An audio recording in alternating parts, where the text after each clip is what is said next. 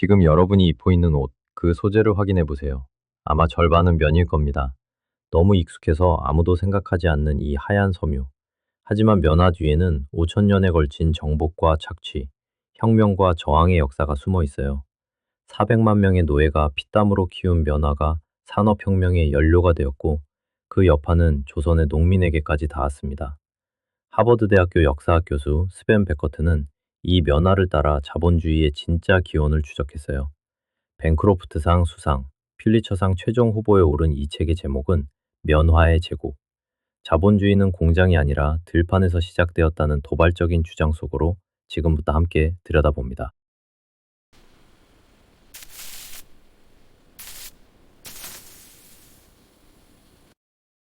지금 여러분이 입고 있는 옷, 그 옷의 절반은 면으로 만들어졌어요. 너무 익숙해서 아무도 생각하지 않죠.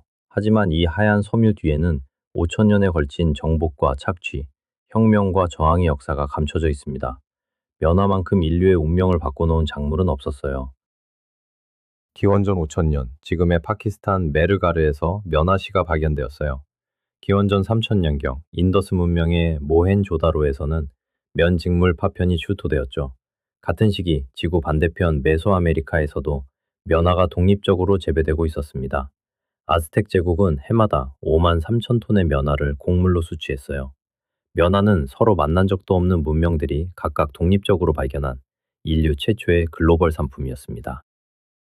하버드 대학교 역사학 교수 스벤 베커트는 이 면화를 따라 자본주의의 기원을 추적했어요. 벤 크로프트 상을 수상하고 퓰리처상 최종 후보에 오른 이 책은 우리가 알던 자본주의의 탄생 신화를 뒤집습니다. 자본주의는 18세기 영국의 공장에서 시작된 것이 아니라 16세기 들판에서 피와 폭력으로 시작되었다는 거예요. 베커트는 이것을 전쟁 자본주의라고 불렀어요. 노예제, 원주민 약탈, 무력교역, 토지 강탈. 기계가 아니라 폭력이 자본주의의 진짜 엔진이었다는 겁니다. 847페이지에 남긴 면화 5천 년의 역사, 지금부터 함께 들여다봅니다. 수천 년 동안 면직물의 세계는 인도를 중심으로 돌아갔어요. 인도의 직조공들은 손끝으로 믿을 수 없이 가늘고 정교한 천을 짜냈죠. 모슬린이라 불린 이 천은 너무 얇아서 풀밭 위에 펼쳐놓으면 이슬에 젖어 보이지 않을 정도였다고 합니다. 유럽인들이 바닷길을 통해 이 천을 처음 만났을 때 그들은 경탄했어요. 17세기 유럽에 캘리코 열풍이 불었습니다. 캘리코는 인도 캘리컷 항구의 이름에서 따온 인도산 면직물이에요.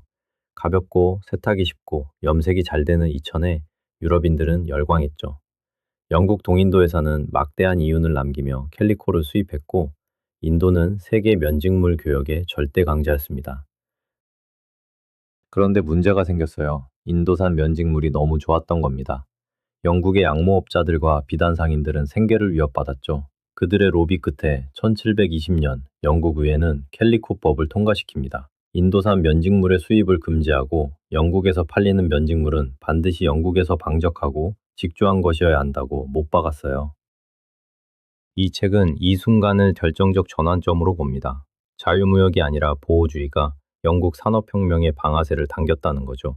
인도산을 막아놓으니 영국 내에서 면직물을 생산할 동기가 생겼고 기계 발명이 촉발되었습니다.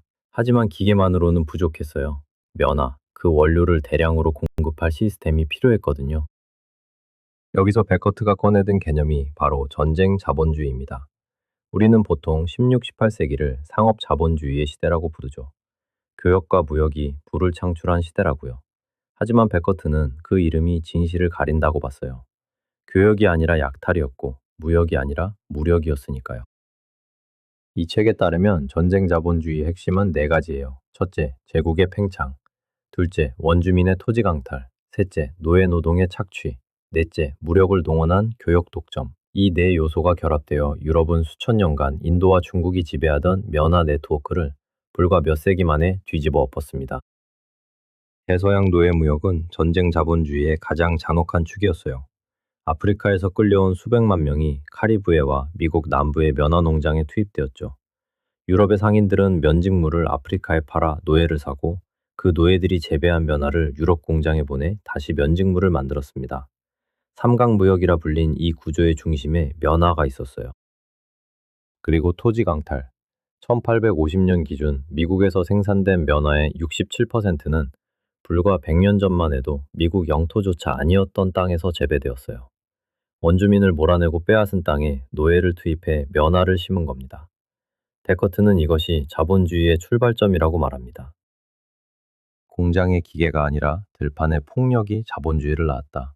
이것이 이 책의 가장 도발적인 주장이에요. 산업혁명은 전쟁 자본주의가 닦아놓은 토대 위에서만 가능했다는 겁니다. 그 토대가 완성되는데 결정적 역할을 한 발명품이 곧 등장하죠. 1793년 미국의 발명가 엘리 휘트니가 조면기 특허를 냈어요. 면화에서 씨앗을 분리하는 이 단순한 기계 하나가 세계사를 바꿔버렸습니다. 이전에는 사람 손으로 하루 종일 해야 했던 작업을 기계가 해치웠죠. 하루 55파운드의 면화를 처리할 수 있었어요. 효과는 즉각적이었어요. 조면기 발명 이후 면화 생산량은 10년마다 2배씩 늘어났습니다. 영국의 면화 수입량만 봐도 놀라워요. 1793년 48만 7,600파운드이던 것이 불과 7년 뒤인 1800년에는 1778만 파운드로 36배 이상 폭증했죠.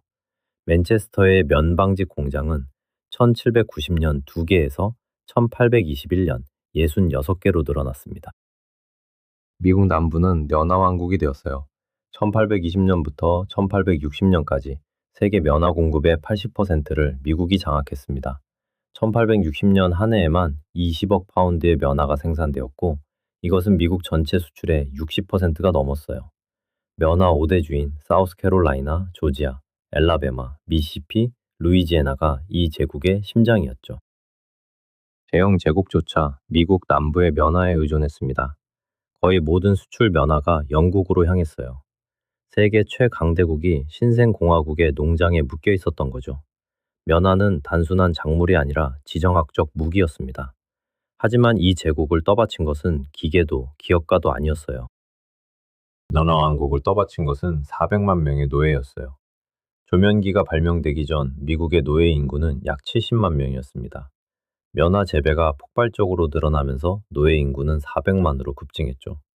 전체 노예의 65-70%가 직간접적으로 면화 생산에 투입되었어요. 이 책이 특히 주목한 것은 내부 노예 무역이에요. 1790년부터 1860년까지 100만 명의 노예가 상부 남부의 담배 농장지대에서 하부 남부의 면화 농장지대로 강제 이동되었습니다. 연간 1200만 달러 규모의 인신매매 시장이 미국 내부에서 돌아가고 있었어요. 가족은 찢겨지고 아이들은 부모에게서 떼어져 팔려갔죠. 베커트는 이 폭력이 자본주의 확장의 핵심 동력이었다고 강조합니다. 수백만 명을 속박한 물리적, 심리적 폭력이 미국의 면화 생산을 확대하고 영국 산업혁명을 뒷받침했다고요. 이것은 자본주의의 불편한 기원이에요. 1862년 기준 전 세계에서 약 2천만 명이 면화 재배나 면 진물 생산에 종사하고 있었어요. 당시 세계 인구 65명 중 1명꼴이었습니다. 단일 작물로서 인류 역사상 이토록 많은 노동력을 동원한 상품은 없었어요. 면화는 세계를 하나로 엮었지만 그 실의 색깔은 피로 물들어 있었습니다. 전쟁 자본주의가 공급한 면화 위에서 산업 자본주의가 날개를 폈습니다. 18세기 후반 영국은 방적기와 역직기를 잇따라 발명하며 면방직 공업을 폭발적으로 성장시켰어요. 공장제 기계 생산과 임금 노동이라는 새로운 시스템이 등장한 거죠. 맨체스터는 세계의 면직물 수도가 되었습니다. 하지만 이 책이 주목하는 것은 산업혁명의 이면이에요. 영국이 면직물 공장을 돌리는 동안 인도에서는 수천 년 이어진 면직물 산업이 파괴되고 있었습니다. 동인도 회사가 인도를 지배하면서 상황은 완전히 뒤집어졌어요. 영국산 공장 면직물이 무관세로 인도에 쏟아져 들어왔고, 인도의 직조공들은 일자리를 잃었죠. 역전은 완벽했어요. 수천 년간 세계 면직물의 중심이었던 인도가 원면 수출국으로 전락했습니다. 인도 농민들은 자급용 식량 작물 대신 영국 공장에 보낼 면화를 재배하도록 강요받았어요. 면직물 수출국에서 원면 수출국 겸 영국산 면직물 수입국으로. 이것이 제국주의가 면화를 통해 작동한 방식이었습니다. 베커트는 여기서 핵심적인 질문을 던져요. 전쟁 자본주의와 산업 자본주의는 정말 다른 것일까? 공장의 임금 노동은 자유로운 것일까? 그는 국가의 보호주의, 식민지 착취, 노동자 억압이 산업자본주의 안에서도 그대로 작동했다고 지적합니다. 이름만 바뀌었을 뿐 본질은 연속이었다는 거죠. 1861년 4월 미국 남북전쟁이 발발했어요. 북부 해군은 남부의 항구를 봉쇄했고 세계 면화 공급의 80%를 담당하던 미국 남부의 면화 수출이 하루아침에 끊겼습니다. 그 충격은 대서양 건너편을 강타했죠. 영국 랭커셔 지방의 면방직 공장들이 멈춰섰어요. 원면이 없으니 공장을 돌릴 수가 없었죠. 수십만 명의 노동자가 일자리를 잃었습니다. 이것을 역사는 면화 기근이라 부릅니다. 인도산 수란 면화로 대체를 시도했지만 품질이 열악해서 생산성이 기존의 40%로 급감했어요. 노동자들은 성과급을 받았기 때문에 수입이 절반 이하로 떨어졌습니다. 이 책은 면화 기근을 세계화의 취약성이 처음으로 드러난 순간이라고 해석해요. 단일 공급원에 세계 경제가 얼마나 위험하게 의존하고 있었는지가 적나라하게 드러난 거죠. 영국과 프랑스는 즉각 대체 공급지를 확보하기 위해 나섰습니다. 인도, 이집트, 브라질, 중앙아시아에서 면화 재배를 확대하기 시작했어요. 면화 기근의 나비 효과는 여기서 끝나지 않았어요. 대체 면화 공급망을 구축하려는 제국주의적 욕망이 아시아 깊숙이까지 뻗어나갔습니다. 그리고 그 끝에는 우리가 잘 아는 이름이 기다리고 있었죠. 메이지 유신 이후 일본의 면공업은 무서운 속도로 성장했어요. 정부의 전면적 지원과 가혹한 노동 규율에 힘입어 방적 공장이 쏟아져 나왔죠. 하지만 문제가 있었습니다. 원면이 부족했어요. 영국이 면화 기근 이후 전 세계에서 면화를 확보하려 했듯이 일본도 안정적인 원면 공급지가 필요했습니다. 그 시선이 조선을 향했어요. 1905년 일제는 조선에 면화 재배협회를 설치하고 남부지방의 육지면 재배를 강제했습니다. 일본과 가깝고 운송이 편리한 데다 기후가 면화 재배에 적합했거든요. 근본적인 목적은 하나였어요. 조선에서 싼 면화를 빼내 일본 공장의 원료 수급을 안정시키는 것. 숫자가 그 약탈의 규모를 말해줍니다. 조선에서 일본으로 수출된 면화는 1904년부터 1908년 사이 연평균 1670만 킬로그램이었어요. 그것이 1916년에서 1920년 사이에는 연평균 7,500만 킬로그램으로 뛰었습니다. 4.5배. 불과 10여 년 만의 폭증이었죠. 미국 남북전쟁이 대서양 건너 영국의 공장을 멈추게 했고 그 여파가 일본의 산업화를 거쳐 조선의 농민들에게까지 도달했어요. 면화의 제국은 이처럼 하나의 실로 전 세계를 엮고 있었습니다. 그리고 그 실에 묶인 사람들 중 일부가 저항을 시작했죠. 면화가 제국의 도구였다면 물레는 저항의 무기가 되었어요. 인도의 마하트마 간디는 물레, 차르카를 독립운동의 상징으로 삼았습니다. 직접 실을 잡고 직접 천을 짜자. 영국 공장에서 만든 면직물을 사지 말자. 스와데시 운동이라 불린 이 움직임은 1890년대부터 시작되어 인도 전역으로 퍼졌죠. 영국산 면직물을 불태우는 시위가 인도 곳곳에서 벌어졌어요. 면화가 경제적 상품에서 정치적 무기로 전환된 순간이었습니다.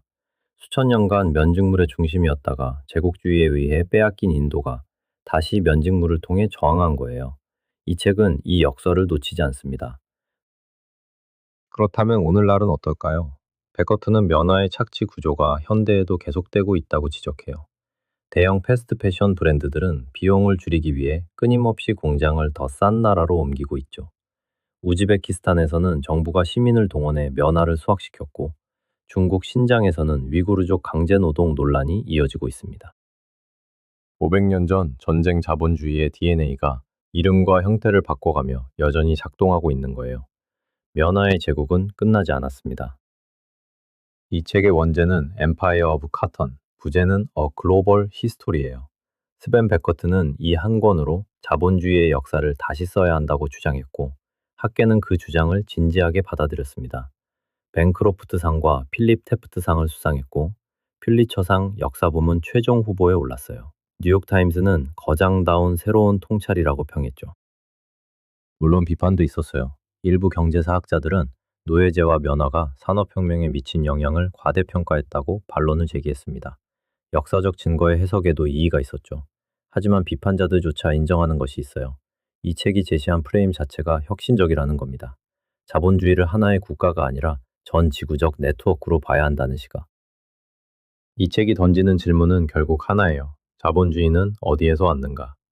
베커트의 답은 명확합니다. 공장이 아니라 들판에서, 기계가 아니라 폭력에서, 산업혁명이 아니라 전쟁 자본주의에서. 18세기 산업혁명과 함께 자본주의가 출현했다는 통념. 이 책은 그것을 정면으로 부숩니다. 에필로그의 제목은 시실과 날실이에요. 시실과 날실이 교차하며 천을 만들듯 폭력과 혁신이, 착취와 저항이, 파괴와 창조가 교차하며 자본주의라는 직무를 짜왔다는 거죠. 8패 47페이지. 5천년의 역사가 우리에게 말하는 것은 이겁니다. 우리가 입고 있는 이 옷은 그냥 옷이 아닙니다. 5천년의 정복과 착취, 혁명과 저항이 실 한 올 한 올에 스며 있어요. 연하의 제국이 들려주는 이야기를 함께 들여다봤습니다.